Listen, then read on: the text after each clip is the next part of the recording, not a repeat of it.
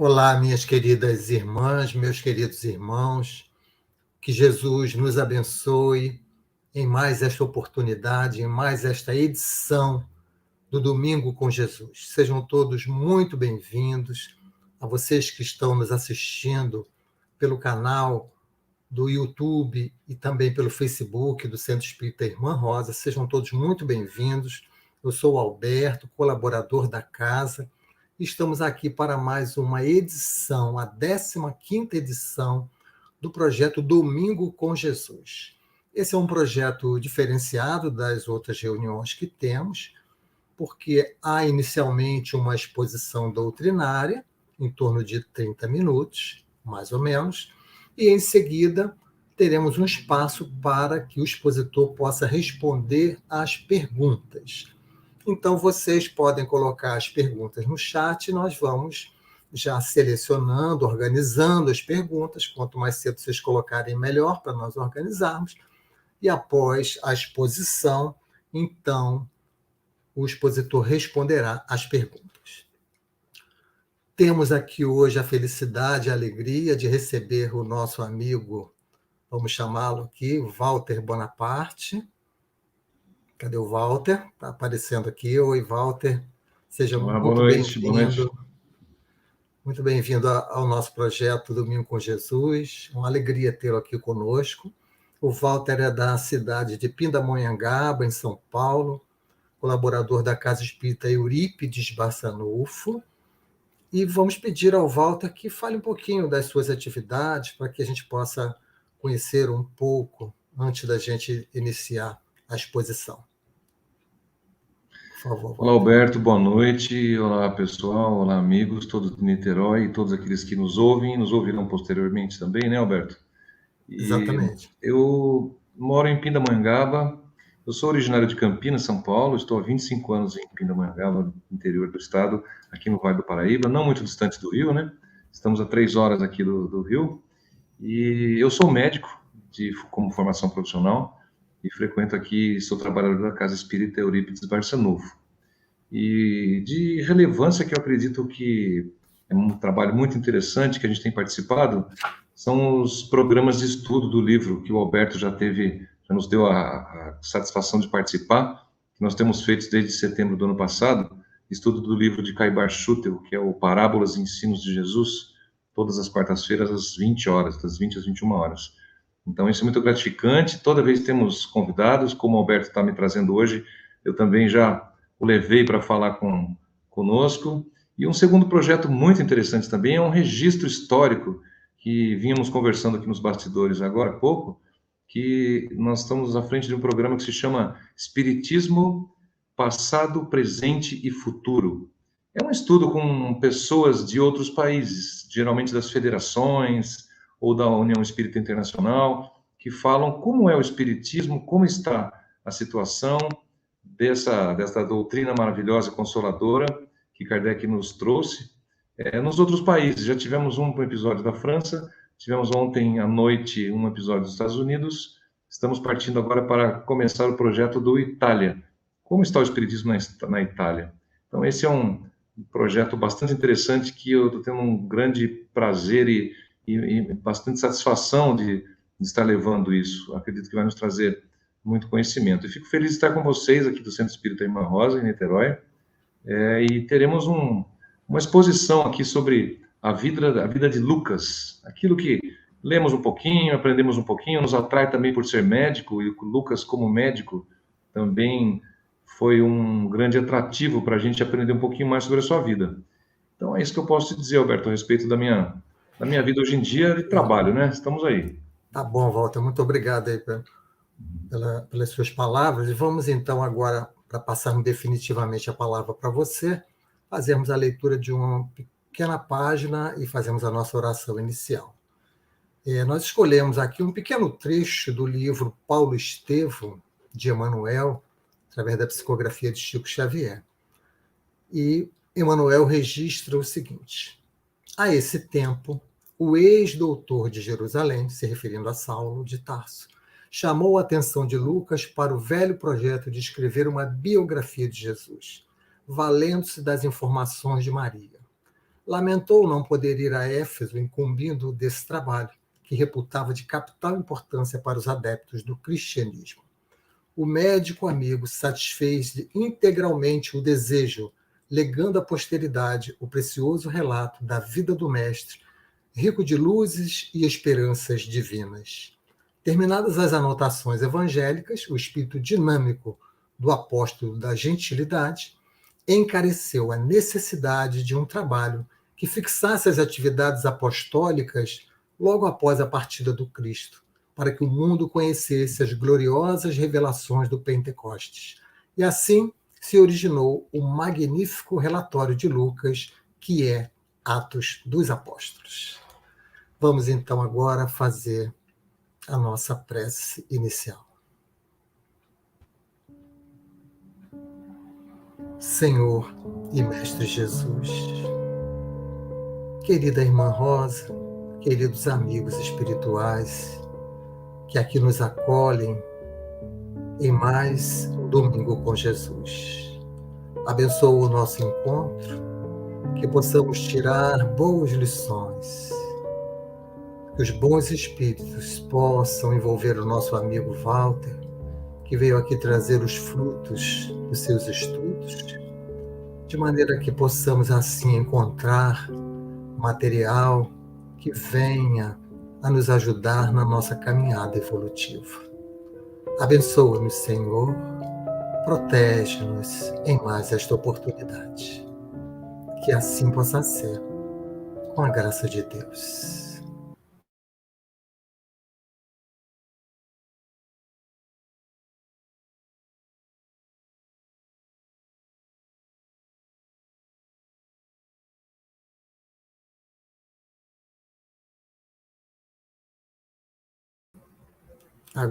Agora sim, chegamos. Então vamos agora passar a palavra para o nosso amigo Walter, que vai fazer a exposição inicial, depois teremos um momento de perguntas, vocês já podem ir colocando no chat as perguntas. Vamos então ouvi-lo com a nossa atenção e com o nosso carinho. A palavra é sua, meu amigo.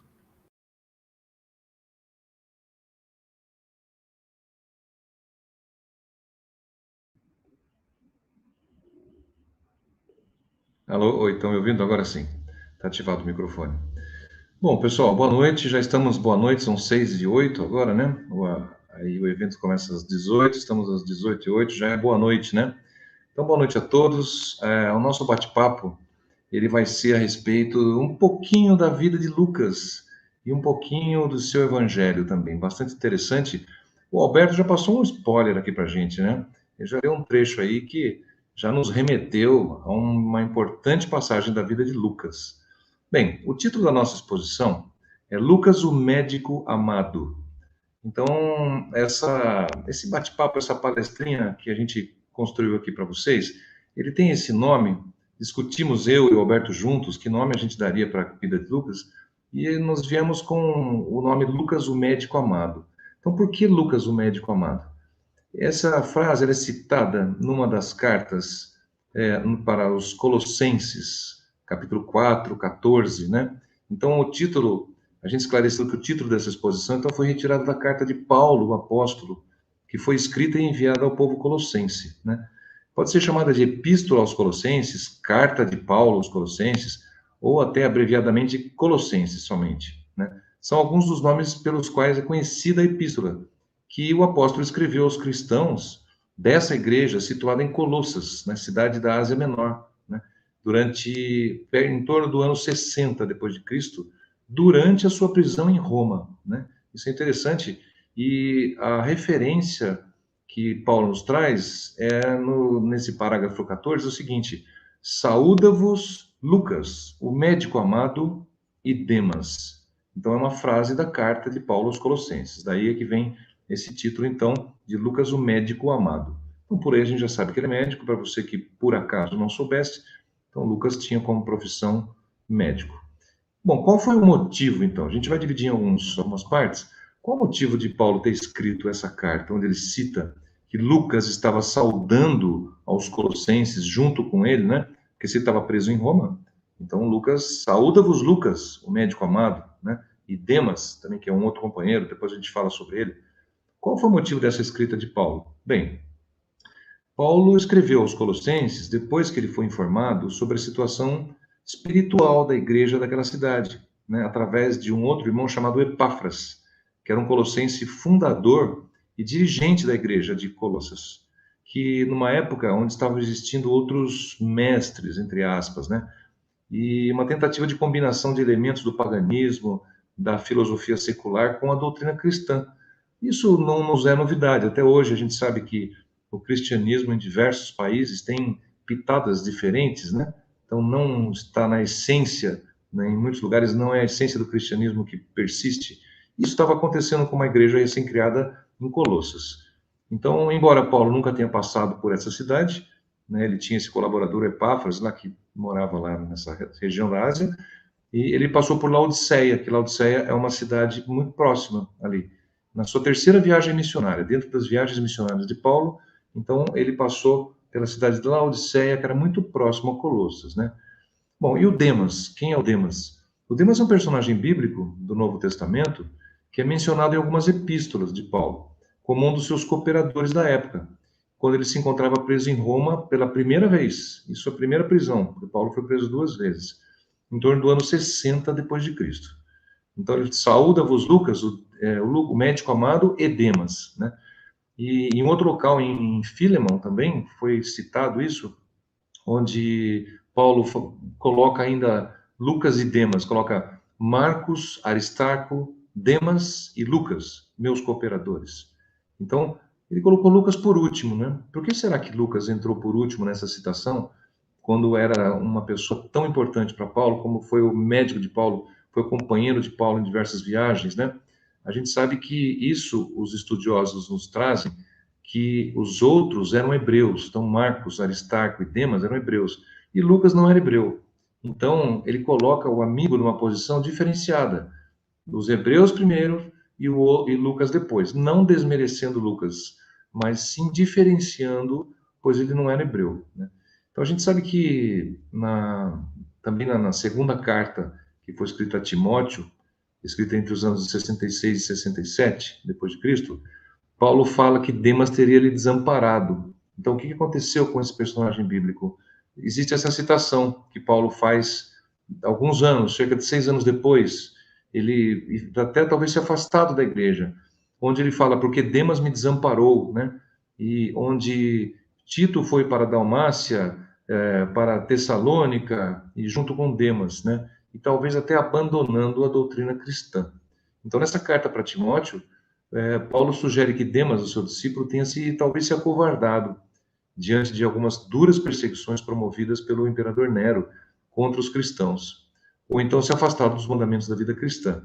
Mas essa é a história que Paulo nos trouxe dentro dessas cartas, né?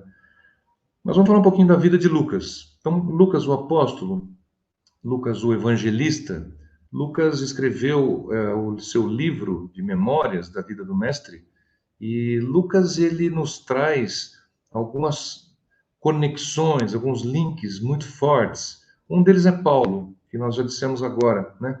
Então, Paulo de Tarso, ou São Paulo, aí dentro do catolicismo, era uma pessoa muito íntima de Lucas. E outra pessoa que nos faz um link muito forte é Maria, mãe de Jesus, pois também Lucas teve uma convivência com Maria após a morte, a crucificação de Cristo, né? Então vamos dar um pouquinho a sua história. Lucas, os historiadores dizem que ele era um grego de origem na cidade de Antioquia, ou Antioquia, né? E o seu nome original talvez fosse Lucano, né, como um apelido, Lucas. Outros dizem que era Lúcio, mas isso não vem ao caso. Mas a gente conhece ele como Lucas e o livro evangélico é de Lucas, né? Ele, não sei se vocês sabem, mas Lucas era filho de escravos. Então, ele era filho de escravos na Antioquia e que prestavam serviço na residência do importante tribuno romano. Tribuno seria uma pessoa importante da tribuna da administrativa política de Roma, do imperador. Então, esse tribuno tinha alguns escravos. E os 2 escravos pais de Lucas pertenciam a esse tribuno. Mas Lucas era uma criança diferenciada, e esses tribunos também eram diferenciados. Eles não tratavam seus escravos como outros tribunos. E Lucas, desde a sua infância, já mostrava muita maturidade de espírito, muita perspicácia, muita inteligência, já era uma criança especial e era admirado pela sua capacidade, pela sua inteligência realmente. Ele tinha uma grande percepção das coisas que aconteciam e emitia opiniões não de uma criança, sim de um adulto já, né? Uma das coisas que ele não se conformava era com a morte das pessoas. Então ele não entendia a morte de entes queridos, né? E por que que isso era vindo de Deus? Como diziam que Deus tirava as pessoas dos outros? O que é a morte? Então ele era inconformado com a morte, né? E desse feito veio a maior característica desse personagem, que é o fato de ter feito medicina. Então, ele era especialmente ligado em tratar as pessoas, em acudir, em socorrer, em auxiliar na saúde das pessoas. E ele foi ser médico pensando em salvar o máximo de pessoas que ele pudesse, né? Então, e olha que coisa interessante, que ainda criança, ele acompanhava, ele lia, ele procurava fórmulas e receitas feitas por médicos gregos da época. Então, ele aprendeu diversas fórmulas e receitas de medicamentos da época que eram usados pelos médicos, ele já sabia sem ser médico, né? Ele acompanhava voluntariamente alguns desses médicos conhecidos dos tribunos. O médico ia fazer uma visita numa casa, Lucas, criança, filho de escravos, acompanhava esse médico. Olhem que, como o seu plano encarnatório já estava escrito, o que seria esse menino, né? Ele já veio para isso realmente, desde pequeno, né? Então, esse conhecimento que foi adquirido o ajudou a salvar diversas pessoas, mesmo sem ser médico, mesmo antes da sua formação, né? E justamente por esse motivo, quando ele conseguiu salvar a vida de uma menina, filha de um outro tribuno, desculpem, de um outro tribuno romano, conhecido, ficou conhecido pela gratidão, né? Que esse tribuno lhe proporcionou. E essa pessoa, por ter sua filha de volta com saúde após o tratamento de Lucas, não era médico ainda. Ele fez o que Lucas mais gostaria. Ele conseguiu uma vaga, ele enviou Lucas para estudar medicina numa escola muito conhecida na época, que era em Alexandria, no Egito. Então, Lucas foi fazer medicina em Alexandria, no Egito, naquela época, distante da sua terra, né? E ele na cultura católica, ele é o santo padroeiro dos pintores, médicos e artistas. O seu dia é celebrado no dia 18 de outubro, segundo alguns dizem, é seu nascimento, mas não se sabe exatamente o ano, né? Então, 18 de outubro, dia do médico, do artista. Bem, através disso, como ele era uma pessoa especial, a partir do momento que ele fez medicina, a sua fama de médico se espalhou rapidamente. E ele tinha uma atração específica para cuidar de pessoas mais complicadas, patologias mais graves, aquelas pessoas desenganadas, sem prognóstico, em que estavam aguardando cuidados paliativos e que iriam realmente desencarnar em algum tempo, né? Mas, por outro lado, também ele passou a atender a elite de Roma, porque ele era muito conhecido pelos políticos, então ele era procurado. Então, por algum momento, algum tempo da sua vida, ele chegou a atender em mansões luxuosas, em pessoas de grande renome do Império Romano. Mas rapidamente Lucas pensou que aquela não era a sua vocação, que a sua vocação era um médico dos pobres. Ele tinha sim era que cuidar e curar aqueles que tinham pouco ou quase nada de condições. Porque os ricos também merecem ser curados, mas eles tinham condições de pagar um outro médico. E os pobres não. Ele não tinha, muitas vezes, médicos que estivessem dispostos a tratar dos pobres de maneira gratuita. E foi isso que ele fez. Depois de um grande questionamento na sua consciência, ele preferiu atender os mais pobres, né? Então, lembrando que, como ele era filho de escravos, o que ele fez? Ele se voltou, ele se dedicou àqueles excluídos da sociedade, os próprios escravos. Então, encarando como uma missão, qual foi sua decisão? Ele iniciou atendimento dentro dos navios mercantes, os navios mercadores que saíam do porto da cidade e levavam tanto escravos como oficiais romanos. Então, ele embarcava nesses navios e tratava ao longo da viagem das pessoas que estavam embarcadas, de maneira gratuita, como se fosse um médico de bordo, né? Fez por muito tempo isso. E ele não tinha medo de doença contagiosa. Ele, imagine como era na época, 2000 anos atrás, não se conhecia a causa de muitas e muitas patologias, né? E ele não desencarnou por causa disso, ele estava ali para isso mesmo. Ele procurava aliviar e curar o doente. não apenas a doença, né? Ele sentia uma sensação de magnetismo nos seus atos. Ele não sabia exatamente por que acontecia, mas as pessoas mais graves ele conseguia curar, e dentro dele ele tinha uma sensação de que o diagnóstico daquela pessoa estivesse errado. Ah, disseram que tem uma neoplasia, tem um câncer. Ele ia lá e ficava com a pessoa e curava aquela pessoa. Então ele falou, não, o diagnóstico estava errado, não era isso. Então ele não tinha essa noção da sua capacidade de enxergar o seu dom de cura, que para o qual ele veio realmente para esse mundo naquela encarnação. Agora, tem um diferencial muito grande que seus professores na faculdade, eles começaram a ensiná-lo que a doença começava na alma. Então, Lucas, já desde a sua formação acadêmica na Alexandria, ele já aprendeu com os seus médicos espiritualistas que o haviam preparado para tratar o ser, a pessoa, e não apenas a doença. Ele não pensava que apenas a doença tinha que ser curada. Então, se a doença começava na alma, então tinha que se tratar a alma antes, né? Então, esse era o grande diferencial pelo qual ele passou a se dedicar. E a gente sabe que, assim como dentro da história dele, da sua convivência com as pessoas na época, assim como Paulo de Tarso, Lucas não conviveu com Jesus. Então, ele apenas conheceu pessoas que tinham contato direto com ele, né?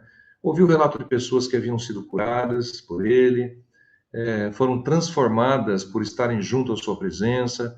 Então, e ele sentia nessa história, nos relatos das pessoas, que aquele mestre teria as respostas para todas as suas dúvidas, aflições e indagações da vida. Então, ele passou a se aprofundar na história de Jesus Cristo. Então, ele passou a ser um profundo conhecedor e ouvir, conviver intimamente com aquelas pessoas que eram do círculo íntimo de Jesus. E ele esteve muito tempo com Pedro, com Tiago, com João, ouviu o relato das parábolas, das curas das pessoas e a narração do momento da crucificação.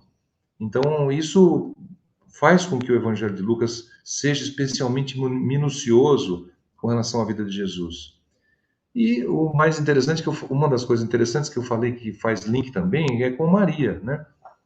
Em Nazaré, na cidade de Nazaré, ele encontrou Maria, mãe do mestre, antes dela partir para o Éfeso, que o Alberto nos falou. Porque Maria, depois da morte de seu filho, em torno dos anos 40, com a perseguição de Nero aos cristãos, ela, junto com João, partiu ao norte para as montanhas, que hoje é a região da Turquia, na região do Éfeso, e terminou seus dias nessa região. E antes disso, antes da partida de Maria, que é um capítulo à parte, foi uma viagem muito difícil, Maria já tinha mais de 60 anos, no lombo de um burro, por dias e dias a fio, e até chegar no Éfeso. E durante esse tempo, antes dela partir para o Éfeso, Lucas teve uma convivência muito estreita com Maria, e conversou muito com essa mãe, que havia perdido o filho há poucos anos, e ela contou tudo para ele, contou como tinha acontecido seu nascimento. Então, descreveu momentos memoráveis, desde a anunciação do anjo Gabriel, da chegada de sua gravidez, assim como o nascimento do filho. E nenhum evangelho dos quatro, né, que nós temos, de Mateus, Marcos, Lucas e João, traz com tantas minúcias o nascimento de Jesus, segundo o relato de sua própria mãe. Então, o evangelista entrevistou a própria mãe de Cristo para fazer o seu livro de registros. E, por sinal, quem o incentivou, como Alberto também falou no começo, naquele parágrafo de leitura, a registrar essa história toda que ele tinha de convivência com essas pessoas foi Paulo. Então, Paulo de Tarso é que o incentivou a montar o livro, que levou cerca de 20 a 30 anos, calcula-se, né, para que esses escritos fossem completados e depois se transformasse em um dos evangelhos canônicos aceitos hoje como um dos evangelhos oficiais da Bíblia, né? E Paulo, ele conheceu em Troade, né? O início da amizade dos dois foi na Grécia, quando Paulo fazia uma de suas peregrinações e ele era médico, conheceu Paulo e passou a acompanhar Paulo de Tarso nas suas excursões evangélicas e doutrinadores da moral cristã. Então ele passa a ser um viajante em conjunto com Paulo de Tarso. E seguem juntos por muito tempo. Foram para Macedônia, para Filipos, e quando Paulo foi preso em Jerusalém pela segunda vez, no ano de 67 depois de Cristo, Lucas não o abandonou. Foi quando nós citamos lá no início, que é um relato de Paulo que Lucas não havia abandonado. E dizem os historiadores, segundo a história, que na véspera da própria morte de Paulo, pois ele foi decapitado em torno desse ano, 67, no reinado do imperador Nero, preso em Roma, o próprio Paulo relata: somente Lucas está comigo. Então, olhem que relevância disso. Foi a pessoa que ficou por mais tempo e até o final com Paulo, né? E o Paulo, nessa época de vida apostólica, ele já tinha se livrado de uma primeira condenação, porque a gente já falou que ele tinha sido preso perto dos anos 60 e se livrou de ser acusado e de ser morto, porque ele era cidadão romano. Então, na época, não era o Nero o imperador, ele conseguiu, provando que ele era ainda, o passado dele era de jurista, o Saulo de Tarso, ele conseguiu ser solto da cadeia. Mas em 67 não. Em 67 ele foi decapitado mesmo. Bem, outros aspectos da vida de Lucas, ele foi dedicado à arte também. E atribui-se a ele a autoria de alguns quadros com a imagem de Maria. Também por isso que ele é homenageado como patrono dos pintores, dos artistas e dos pintores, né? Bom, com relação à sua morte, nós falamos de nascimento, ao longo de sua vida, de sua profissão. Com relação ao seu desencarne, a real situação permanece desconhecida. Então, segundo São Jerônimo, Lucas exerceu seu apostolado até os 84 anos de idade, quando então teve morte natural. Essa é a versão de São Jerônimo.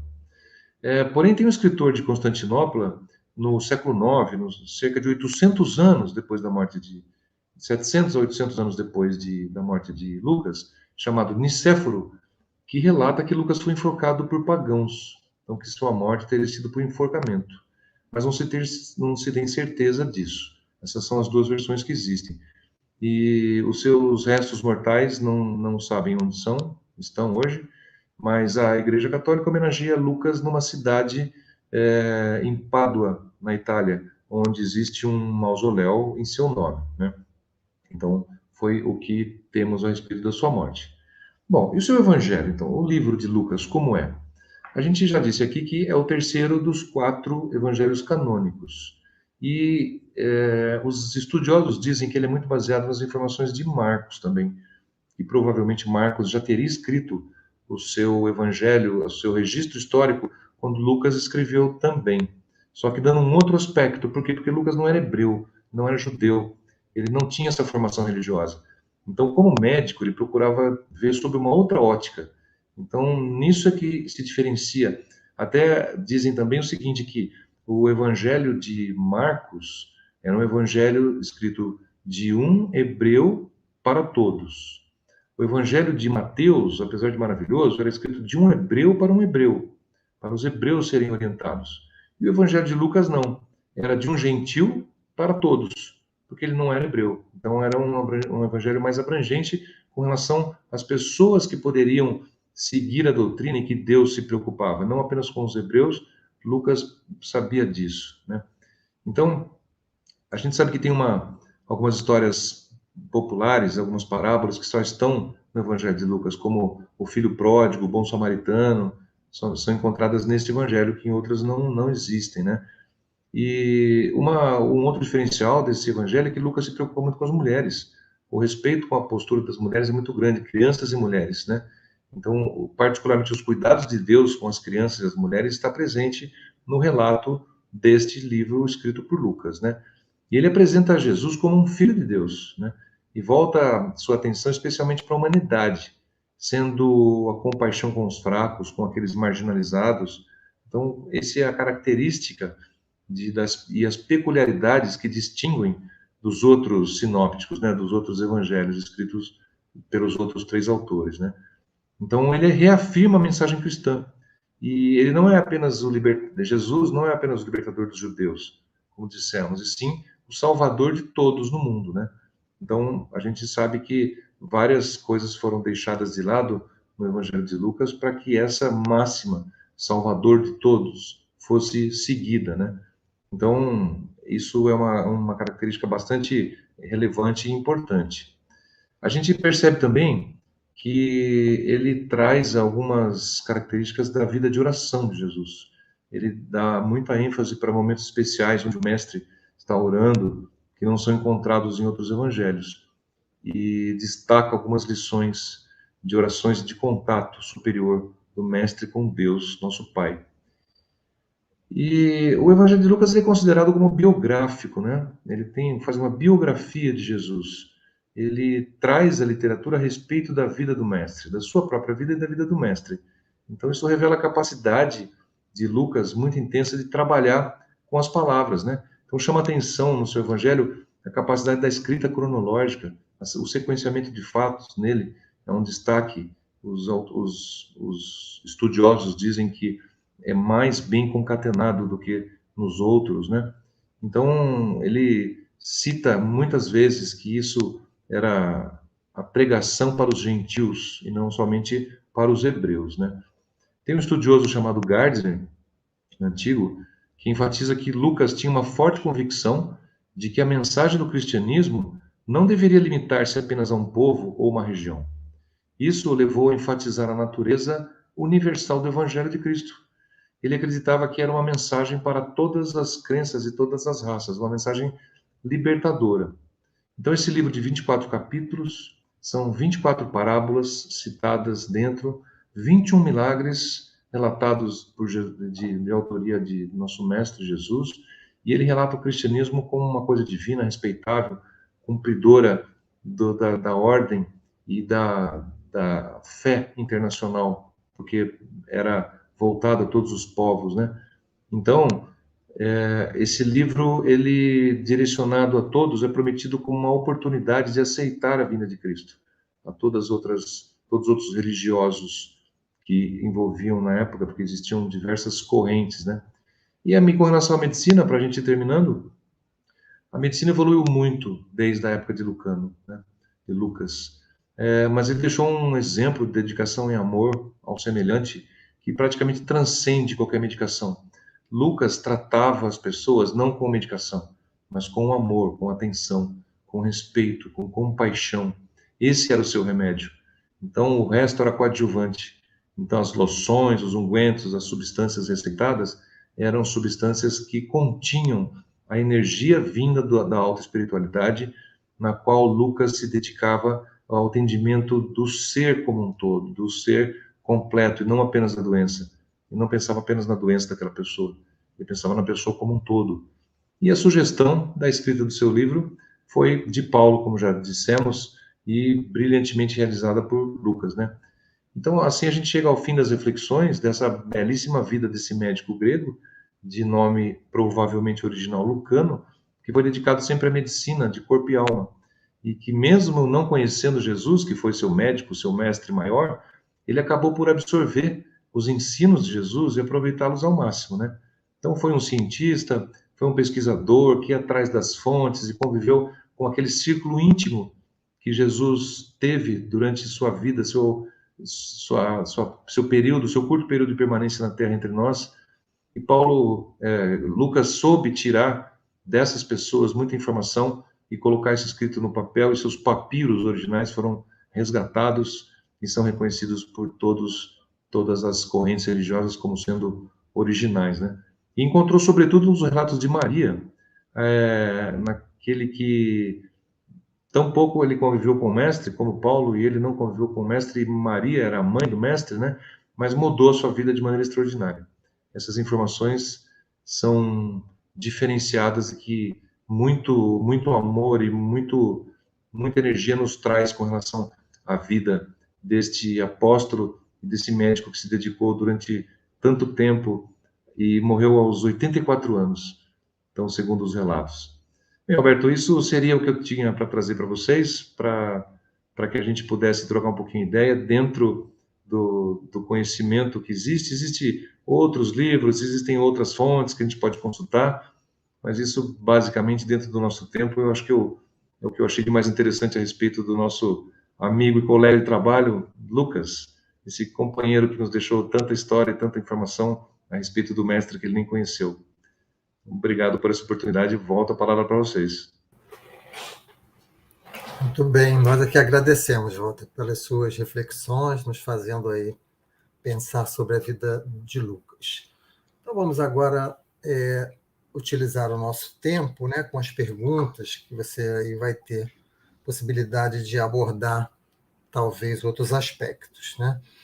Então a primeira pergunta que temos aqui se podemos dizer que Lucas foi um médium curador, conforme Kardec define lá no Livro dos Médiuns?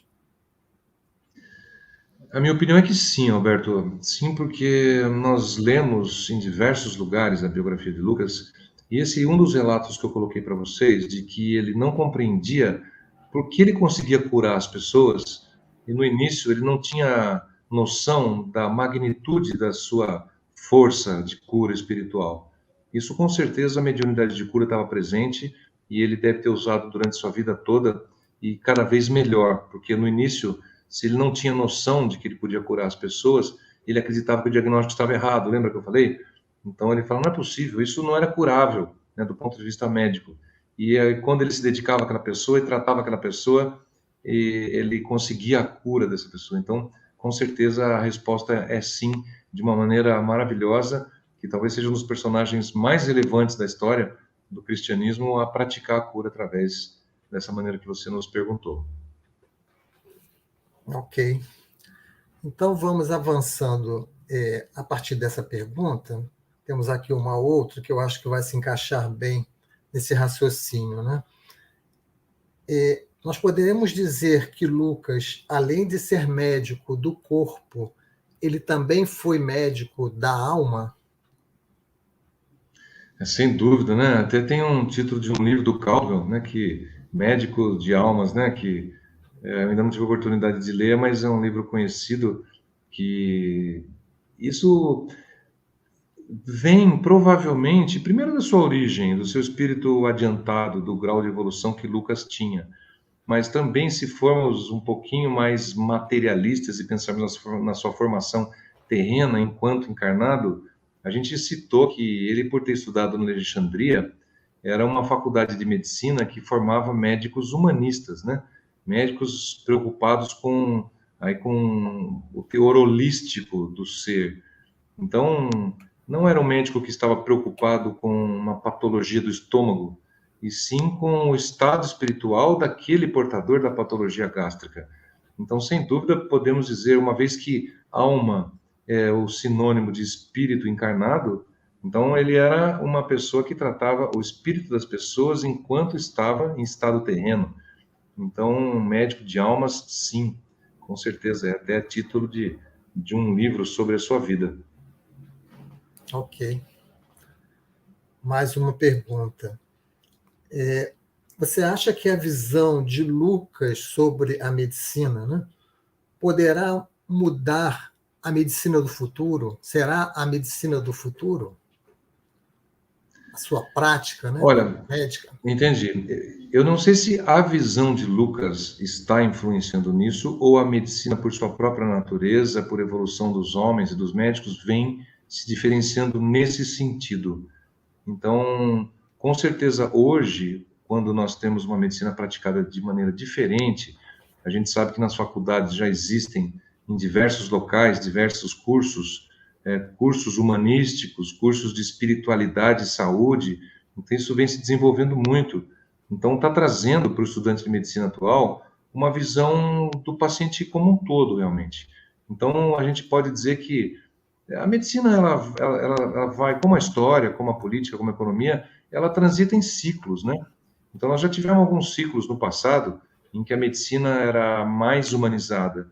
Depois, ao longo dos séculos, quando ela foi incorporando muito a ciência no seu bojo, ela foi talvez perdendo um pouquinho a sua essência do tratamento da alma, a sua essência do tratamento holístico, para se dedicar durante um tempo a desenvolver especificamente técnicas científicas que pudessem tratar de maneira mais adequada as doenças que o homem apresenta enquanto encarnado. O corpo, nosso invólucro carnal doente, precisou da ciência durante um tempo, mas o ser humano imperfeito não consegue manter aquela dedicação humanística, holística, uma visão completa do ser humano e ao mesmo tempo se dedicar à ciência de maneira muito profunda. Então nós tivemos essa época e estamos tendo agora uma mudança, um novo ciclo. De alguns anos para cá, de uma década ou duas para cá, talvez, a gente está entrando num novo ciclo em que a ciência já se estabeleceu daqui para trás, não que ela seja estanque e não vá mudar mais, não é isso que eu quero dizer, mas dentro do estado atual da ciência, nós podemos dizer que hoje nós talvez temos médicos que estão se dedicando mais à visão holística do paciente, utilizando-se dessa ciência que nós já atingimos. E lembrando que a ciência que nos é permitida descobrir, a gente diz descobrir porque ela não foi inventada, ela foi descoberta porque estava coberta.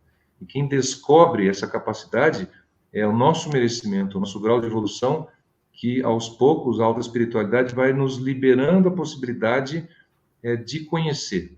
Então, a ciência hoje está num patamar que ela está dando oportunidade para que os médicos sejam também dedicados integralmente ao ser.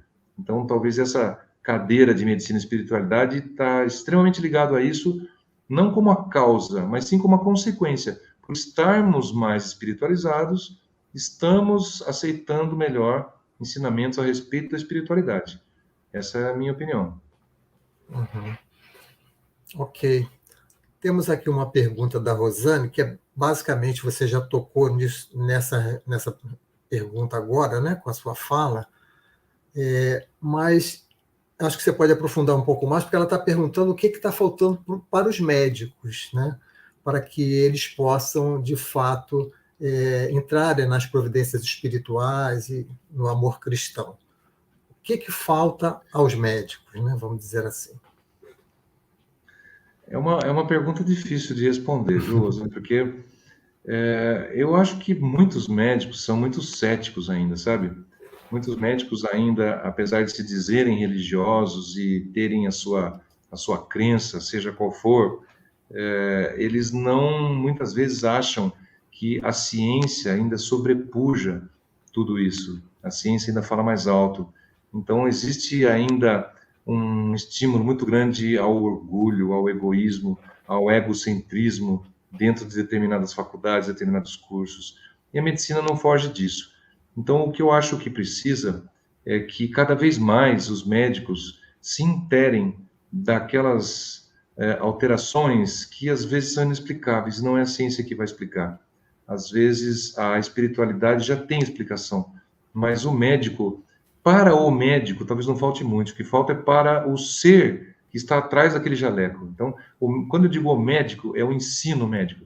Agora, quando eu digo a pessoa que está atrás daquele atendimento, é a sua própria consciência, é o seu grau de aceitação da espiritualidade, da imortalidade da alma, do respeito para com o próximo. Então, não é só na profissão. Então, a gente encontra isso em outras profissões e também no dia a dia. Então, o que falta para os médicos atingirem isso é a evolução humana. Na minha opinião, o grau de evolução mudando e a gente se conscientizando cada vez mais da importância dessa atitude perante os outros, e agora eu fujo da medicina, não somente dentro da medicina, mas em qualquer área das relações humanas.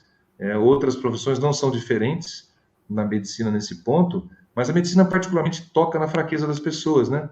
A medicina, quando você vai em um consultório médico ou vai ser submetido a um tratamento cirúrgico, você vai desguarnecido, você tem que se entregar àquilo.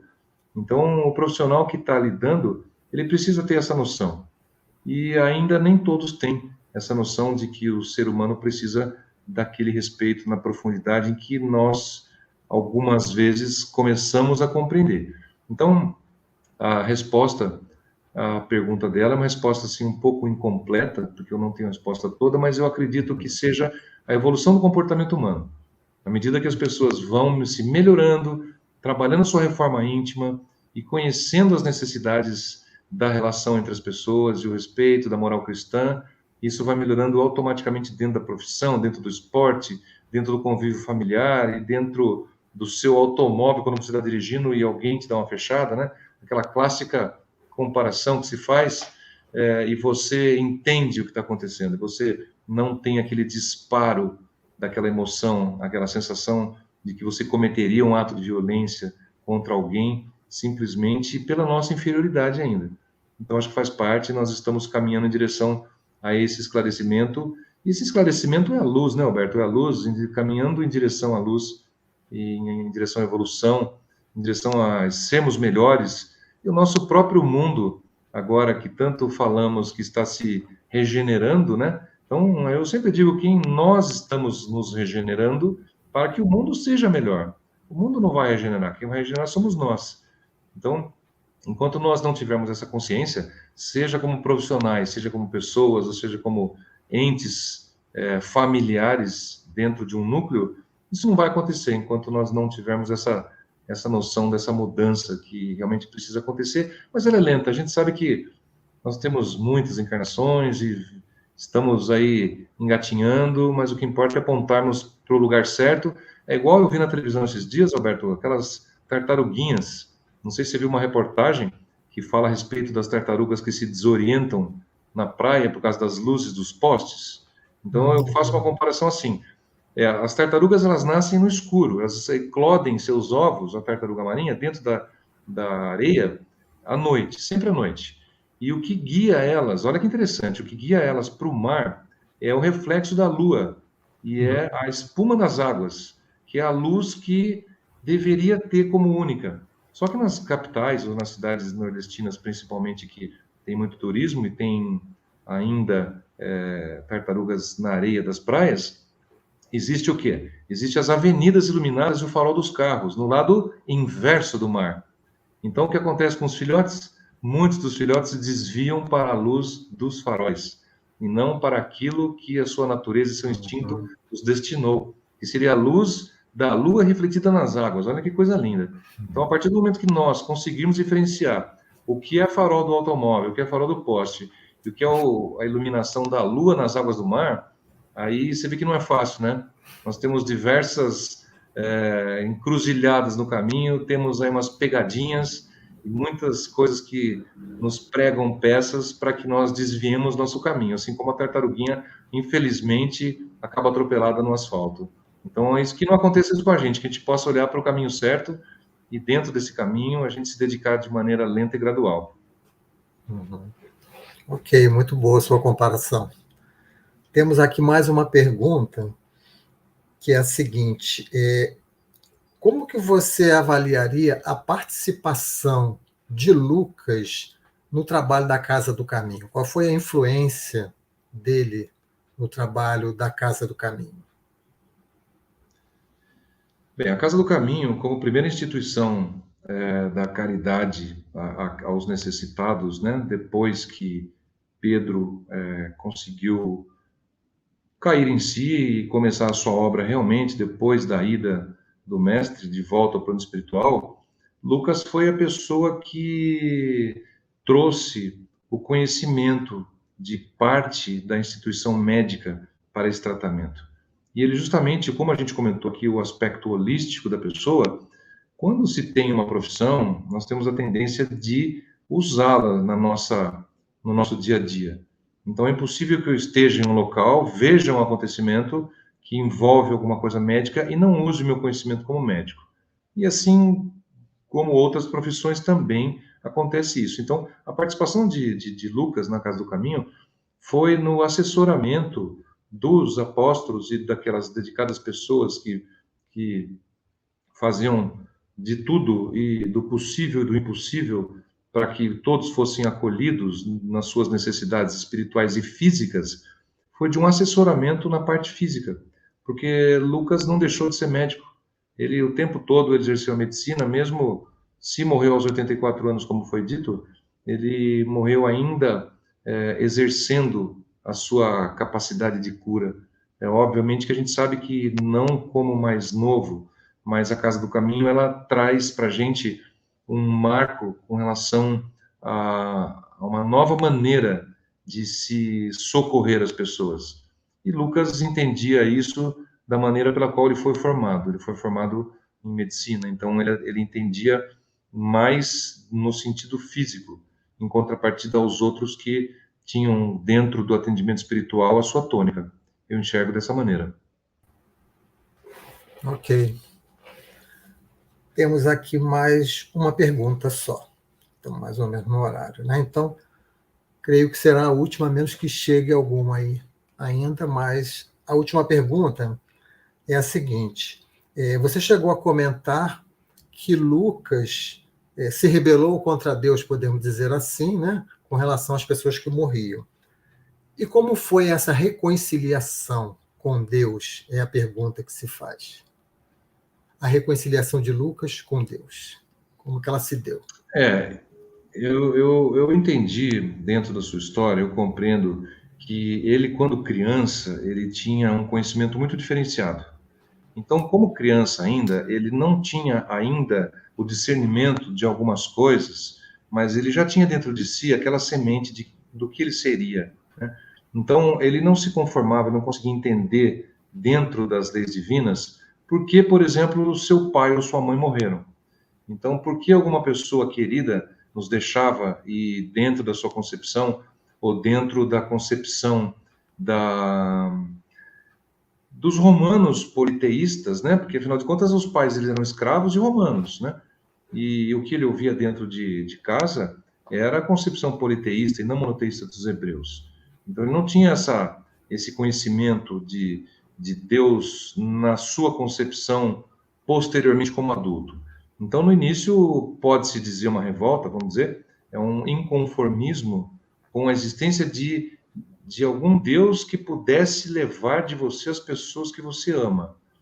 À medida que ele amadurece, à medida que ele vai evoluindo, e à medida que ele estuda, ele passa a compreender a parte física, que nós somos finitos. Nós estamos aqui nessa encarnação, independente se naquela época ele já tinha dentro da doutrina as múltiplas existências, ele começa a compreender que o corpo humano tem um tempo de estadia.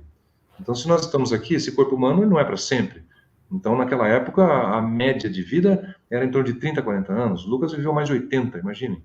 Então, hoje nós estamos com uma média no Brasil de 72 a 74 anos de expectativa de vida.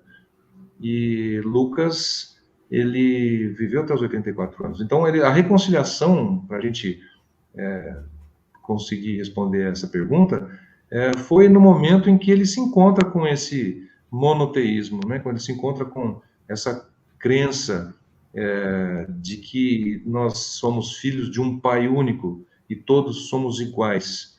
Então, a partir daí, quando ele compreende isso, ele passa a compreender que a sua estadia na Terra era finita e que fazia parte da sua dinâmica de vida enquanto encarnado um dia partir daqui para o plano espiritual. Então, o encontro com a divindade, o encontro com Deus, foi nesse momento em que ele compreende exatamente isso, que eu não sei quando foi, mas eu imagino que tenha sido perto do seu encontro com Paulo. Eu, dentro da sua história, eu acredito que lá em Troade, lá na Grécia, quando ele conheceu Paulo e começou as suas viagens, acompanhar em alguns trechos das suas viagens missionárias, eu acho que foi quando a história de Cristo pegou o fundo e que ele se reconciliou com aquele Deus que ele nem sabia que era único no passado, né? Isso aí. Muito bem, meu amigo. Nós não temos mais perguntas, então nós gostaríamos de lhe agradecer muito pela sua participação, poder compartilhar conosco os seus estudos, né? Ocupando aí o tempo desse final de domingo, né? E agradecer também a presença de todos que estão aí nos assistindo pelo YouTube, pelo Facebook, também aqueles que nos assistirão em outro momento. Temos aí ainda 5 minutos, então eu vou devolver a palavra para você, para que você faça as suas considerações finais, e já lhe peço que, ao terminar as suas considerações, que faça a nossa prece para que possamos encerrar o nosso encontro. Tá bom? Tá ok.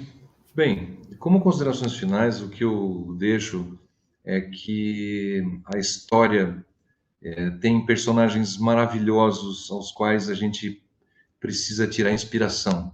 Então, e a gente só consegue tirar inspiração de alguns personagens à medida que nós estudamos, à medida que nós lemos e tomamos conhecimento do que existe sobre aquilo.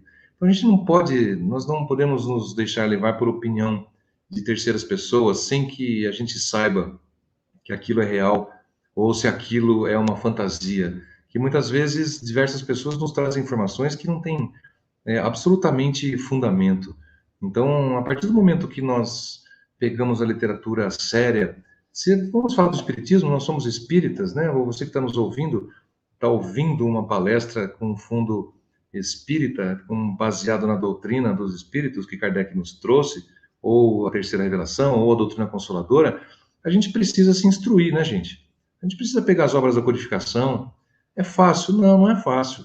Você vai lá ter 2 ou 3 mil páginas para ler. A gente, depende da idade de você que está me ouvindo, já perdeu o hábito de ler, né? Infelizmente, nós estamos lendo muito pouco perto do passado. A internet e a multimídia faz com que a gente... Agora, também veja bem, se você não gosta de ler, por exemplo, eu sempre dou esse exemplo e vou dar de novo aqui as pessoas que me ouvem, me desculpem, mas existe o audiolivro. Você sabia que existe o audiolivro em MP3? E muitas vezes você encontra na internet e pode fazer um download gratuito. Um deles é o Memórias do Suicida. Até eu vi que o Centro Espírita Joana de Ângeles, de Ubatuba, se manifestou aqui dizendo que eu vou falar sobre suicídio na terça-feira, lá para o Mário. É isso mesmo. Então a gente tem a Ivone Pereira, quando escreveu Memórias do Suicida, Chico até disse que esse livro era tão marcante que ele ia marcar os 50 anos anteriores e os 50 anos posteriores à sua escrita. Eu acho que ele errou, acho que mais de 50, deve ser 100, viu? Porque é um livro impressionante. Então a gente tem um audiolivro. Então você pode ouvir uma audionovela, diversas obras. Quem já teve a oportunidade de ir em livrarias espíritas, por exemplo, na casa do Chico Xavier, lá em Uberaba, ou como muitas outras, estou dando um exemplo mais emblemático, existem diversos títulos em áudio que você pode colocar e ouvir. Então, em suma, a gente precisa estudar, a gente precisa compreender um pouco aquilo que ocorreu na história para que a gente tenha uma opinião embasada nos fatos reais e tire nossas conclusões para que facilite, quando alguém nos disser alguma coisa, quando você ouvir uma palestra, você já tem um embasamento, você já leu alguma coisa sobre aquilo, você já tem um conhecimento inicial sobre o assunto. Então, muitas vezes a doutrina espírita nos traz maravilhosas explicações que nós não teríamos de outra maneira. Então, isso eu trago como um ensinamento do estudo, porque a partir do momento que você pega um personagem como Lucas e lê e estuda um pouco da sua vida, tem na internet, tem blogs, que você pode entrar e colocar a vida de Lucas, né? Então você passa a aprender coisas maravilhosas. Então, esse seria o meu encerramento, incentivando você a que leia, estude, que o conhecimento, porque a nossa transformação vem também através da cultura, através do estudo, um conhecimento maior sobre todos os assuntos, não só sobre esse. Então, o maior incentivo é a educação. Eu sou partidário disso e a nossa evolução está muito ligada à educação de maneira geral. Você que pode, auto-incentive, incentive seu filho, seu neto, seus pais, e leiam juntos o Evangelho quando for de ser lido dentro de uma casa espírita ou na sua casa. Leia você também uma parte, leia, porque é importante que você pronuncie aquelas palavras. Isso não deixa de ser uma terapia espiritual. Quando você lê algo que está escrito em uma obra, você está absorvendo a energia e o ensinamento daquela obra. Isso é bastante importante. Bom, eu agradeço a todos, agradeço a gentileza do Alberto, da Mônica, de convidar para participar aqui do Domingo com Jesus, de vocês, essa 15ª, né, edição, se não me engano. Persistam, vão em frente, não parem. Nós estamos nas quartas-feiras nos Parábolas e Ensinos de Jesus também. Temos mais de 52 ou 53 programas já feitos, muito gratificante, muitas pessoas se manifestam e eu cumprimento a todos por essa iniciativa e me coloco à disposição. Deixo um grande beijo, um grande abraço a todos, uma ótima semana para vocês, e você que está nos ouvindo depois também, faça propaganda. Se aquilo que você gostou, você viu, você tem um link, manda para alguém que as pessoas podem se despertar e você nem saber disso, você não precisa saber disso. Na hora que as pessoas forem aprender algum assunto e despertar para algum conhecimento, não tem importância que você saiba que foi você que mandou. Então, o que importa é que aquela pessoa desperte para aquele assunto. Então, eu encerro com vocês pedindo uma concentração especial para que Jesus nos proteja, para que Lucas esteja protegendo os médicos, que sejamos sempre muito compreensivos com as pessoas, para que o nosso respeito possa imperar em nossas atitudes, para que o nosso amor seja sempre maior do que a nossa revolta, para que tenhamos paciência, porque tudo vem devagar, tudo vem a seu tempo. E quando olhamos o planeta que nos foi destinado, quando olhamos as belezas da Terra, quando olhamos as potencialidades das pessoas, isso nos anima. Isso não foi por acaso. Isso nós estamos onde deveríamos estar. Estamos recebendo aquilo que deveríamos receber.